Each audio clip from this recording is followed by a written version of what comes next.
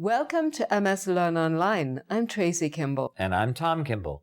In the first installment of MS and Your Emotions, we learned that a person who's been diagnosed with MS can experience a whole range of emotions. Unfortunately, depression affects more people with MS than any other chronic illness group. Dr. Deborah Miller will discuss why that is and what can be done about it. How do you as a practitioner help somebody see that in this situation that the glass is half full, not half empty? It's easy to sit there and say, well, let's try and make the best of this and look at the good things that you can still do. How do you really try to communicate that? I don't tell them that the glass is half full. Well, those were my words. No, yes. But I mean, I think that it's gradually helping people to redefine themselves, right, and to come to their own sense of the next step of what they are, and to recognize the grief. I'd like to quote Dr. Rosalind Culp from the MS Society, who says that grieving is an absolutely necessary process because it's a way of putting away the things that were so that you can become the way things are. And grief is a very important part of this process, and it's very important for us as healthcare professionals to give a name to that emotion. Oh, I'm glad you brought it up because most people think of grief and grieving when somebody dies. And upon a diagnosis, there is a little bit of truth to that because part of you has died and is left behind, and now you're left with this part of you and moving on. But it can also be true for losing your job or having your house burned down. I mean, grief is all around. It's not just when somebody dies. Absolutely not. And I think that there's a term that's called ambiguous loss, right, that is particularly appropriate to MS because nobody can see that your house has burned, that you're no longer going to work. It's a very private and internal loss that other people may not be able to recognize. And the ambiguity is the fact that, again, comes back to the isolation, that you're dealing with this and nobody else may know exactly what your struggles are because, as we hear so many times, but you look so good. Exactly. Yeah, and how do you counsel people to deal with the ambiguity of that loss? Sometimes it's just standing by and bearing witness to it, acknowledging that it's happening, and making sure that the grief doesn't turn into depression. Grief is a very healthy process. We can do a lot to help guide it in terms of how we can ceremoniously, very actively say goodbye to the past. But if the grief, which is healthy and normal, turns to depression, we need to be ready to recognize that and to intervene pretty quickly. Let's talk a little about depression. Just getting the news that you have MS could make anybody depressed. So this is a pretty common thing for people that are told this. Depression is about twice as common in the MS population as it is in the general population. And we think that there's generally three reasons for this. One is what we call the reactive depression that happens because this is a lousy thing that's happened to you. We believe that there's a second form of depression that actually has to do with changes in the brain. Just like changes in the brain make you not be able to walk as well, it can change your emotions. And the third kind is that we believe that there's something about the immune modulating system that can cause depression. And when people start interferons, everyone who's involved in the clinical team needs to be monitoring for that depression. Because it is a byproduct, or a possible byproduct. A possible byproduct, yes. And patients may not bring it up. They may be stoic and say, this is part of my treatment plan and I'm going to learn to live with it.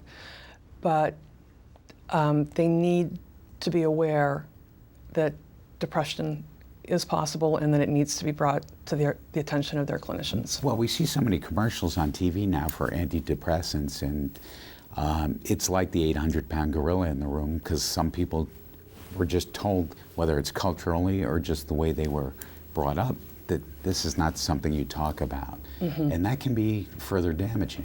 Yes, it can. And I think that education is a really important component within the healthcare team. We need to educate about the emotional consequences whether they're reactive or physical, as much as we need to teach about the other symptoms. And we need to, using a technical term, normalize the fact that taking an antidepressant is just as important as working with your physical therapist or taking your spasticity medication.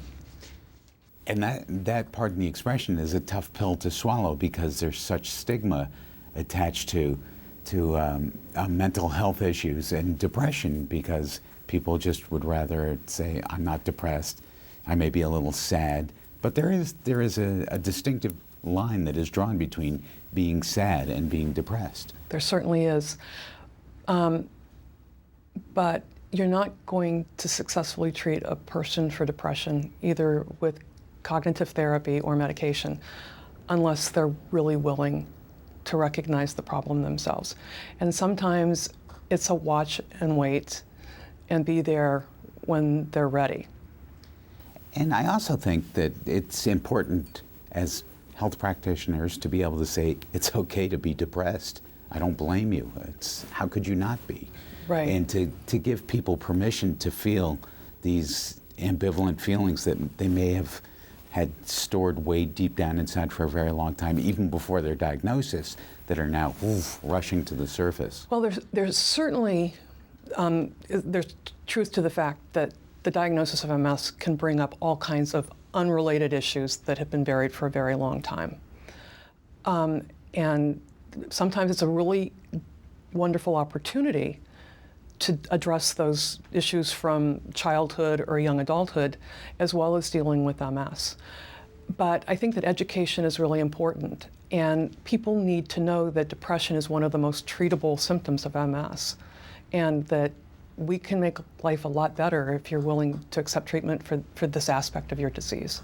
What are some of the things that you can offer for people as newly diagnosed who are now feeling these feelings they never knew existed before? The National MS Society and the services that they offer. The MS Society is incredibly well equipped to help people through a new diagnosis. I think it's really important to put people, to let people know their options, to give them educational opportunities. People learn in very different ways, and you need to know what their preferences are and make options available to them. And I think it's really important not to push, to make information available and for people to absorb it in their own time and in their own way. Well, as a mental health professional, I want to ask you, do you ever have a fear that there's too much information available on the internet that can be destructive or dangerous to people who are going through a diagnosis in depression? Part of my early intervention is teaching people how to assess the information that they're viewing on the internet. And to know that not everything you are seeing or reading is the gospel, right? Yes, Yeah. absolutely. I wanted to ask you, do you notice the difference between men and women who are diagnosed? I think that generally women are more open to having someone professionally to talk to. Men, I think, I see a slight shift that as guys get less macho. Less guy-like, yes. Yeah, less guy-like, that they're more accepting. And as we put an emphasis on wellness in relation to MS instead of disease, I think that the general culture of wellness is more accepting of mental health support as well. So I think that there's a shift among men to being more accepting. I think it's a good thing, because I used to say guys will cry when their team gets eliminated from the playoffs, but however, they're told they have MS, and it's like, okay, we're going to toughen up and move on, and it's okay to let the guard down a little bit. So, Very important. Dr. Miller, we thank you so much for your time, and look forward to talking with you again. You're welcome. It's my pleasure. I can certainly relate to Rick's comments about letting the guard down. While we often make generalizations about how men and women handle emotions differently, it's important to remember that we're all individuals, and the way each of us deals with our emotions is unique. And we'd like to thank Dr. Miller for sharing her experience on dealing with emotional aspects of living with MS. And thank you for joining us. We'll see you next time.